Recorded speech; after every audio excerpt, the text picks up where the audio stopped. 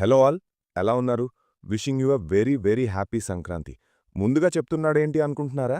మనకి పండగ కొంచెం ముందే స్టార్ట్ అవుద్దిగా, అలా అన్నమాట.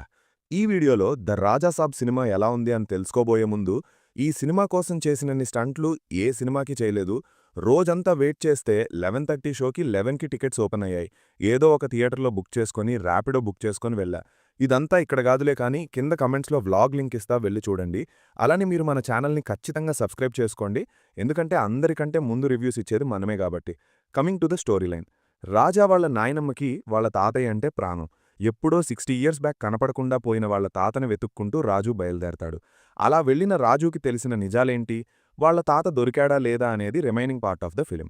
Coming to the positives. The one and only best thing in the Raja Saab is Prabhas. హానెస్ట్గా చెప్తున్నా, ఇలాంటి ఒక ఎనర్జెటిక్ ప్రభాస్ని చూసి ఎన్ని ఇయర్స్ అయ్యిందో కూడా గుర్తులేదు. టీజర్, ట్రైలర్ చూసి ఈ కామెడీ ఏంటి, ఫోర్స్డ్గా ఉండబోతోందా అనే భయం ఉండింది.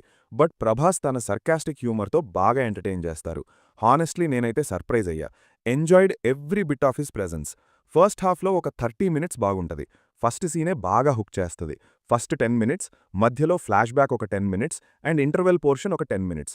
టోటల్ ఫస్ట్ హాఫ్ 1.5 అవర్ ఉంటే ఒక 30 మినిట్స్ మాత్రం చాలా ఎగ్జైటింగ్గా ఉండింది. అండ్ మిగతా టైం అంతా కమర్షియల్ ఎలిమెంట్స్, కామెడీతో నింపేశారు. అట్లీస్ట్ అవి చూడగలిగామంటే ప్రభాస్ అన్న ఎనర్జీ వల్లే.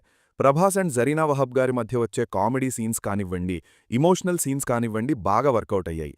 జరీనా వహబ్ గారు ఎక్స్ట్రాడినరీగా పర్ఫామ్ చేశారు. ఇమోషన్స్ పరంగా అయితే there scenes worked out well. Second హాఫ్లో వీళ్లంతా హౌస్లోకి ఎంటర్ అయ్యాక ఆ హౌస్ ఏంటి, అందులో ఏముంది, ఇలా కొన్ని సీన్స్ ఇంట్రెస్టింగ్గా అనిపిస్తాయి. అండ్ ఇదే సెకండ్ హాఫ్లో బోమని రాణి గారి సీన్స్ ఎంగేజింగ్గా ఉంటాయి. 2 యూనిక్ అండ్ కాంప్లెక్స్ పాయింట్స్ తీసుకున్నారు. ఆ పాయింట్స్ నచ్చాయి, బట్ అవి డీల్ చేసిన విధానంలోనే నాకు ప్రాబ్లం ఉంది. అది నెగిటివ్స్లో మాట్లాడుకుందాం. నెగిటివ్స్లోకి వెళ్లే ముందు మనం సుదర్శన్ థియేటర్ ఓనర్తో ఒక పాడ్కాస్ట్ చేశాం. కింద కమెంట్స్లో లింక్ ఇస్తా, ఒకసారి చెక్ చేయండి. Coming to the negatives. Cinema అయిపోయే టైంకి నాకు చాలా కోపం వచ్చింది. ఎందుకంటే వీళ్ళు ఏదైతే ద రాజాసాబ్ అని ఒక లుక్ రివీల్ చేశారో, ఏదైతే పుట్టలో వేలు పెడితే కుట్టనా అని ఒక రివర్స్ ఫైట్ గురించి బాగా హైప్ చేశారో, అవి సినిమాలో లేవు. అసలు నేను ద మోస్ట్ ఎగ్జైటెడ్గా ఉంది ఆ సీన్ గురించి. దాన్నే సినిమాలో లేకుండా చేసిన డైరెక్టర్ గారికి హ్యాట్స్ ఆఫ్ చెప్పాలి. ఇప్పుడు చాలామంది అవి చూసే వెళ్తారు. వాళ్ళకి మీరు రైట్ ఎక్స్పెక్టేషన్ సెట్ చేయకుండా పంపిస్తే ఖచ్చితంగా నాలాగే డిసప్పాయింట్ అవుతారు. ఇది మాత్రం గ్యారంటీ.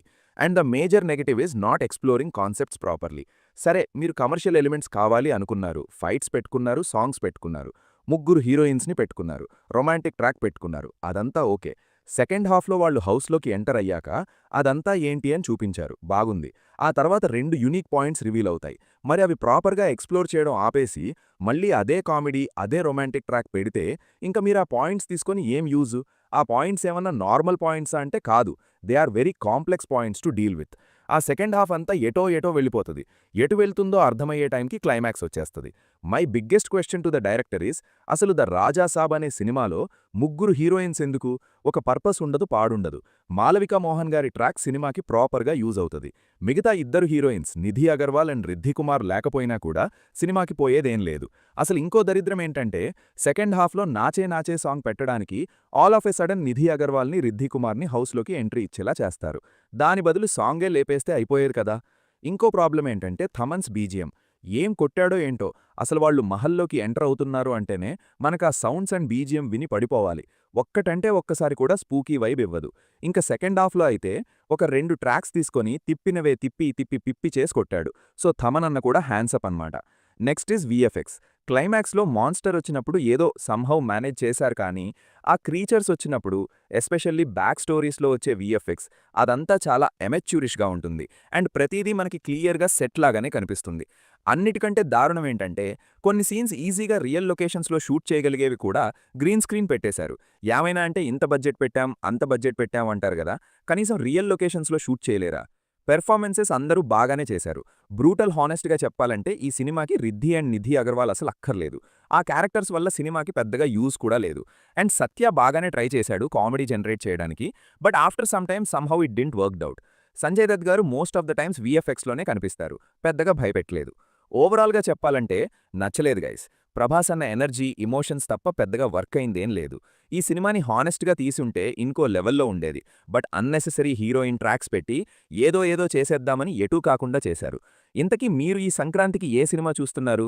కింద కమెంట్స్లో చెప్పండి. మళ్ళీ నెక్స్ట్ వీడియోలో కలుద్దాం. Until then, signing off, team movies for you.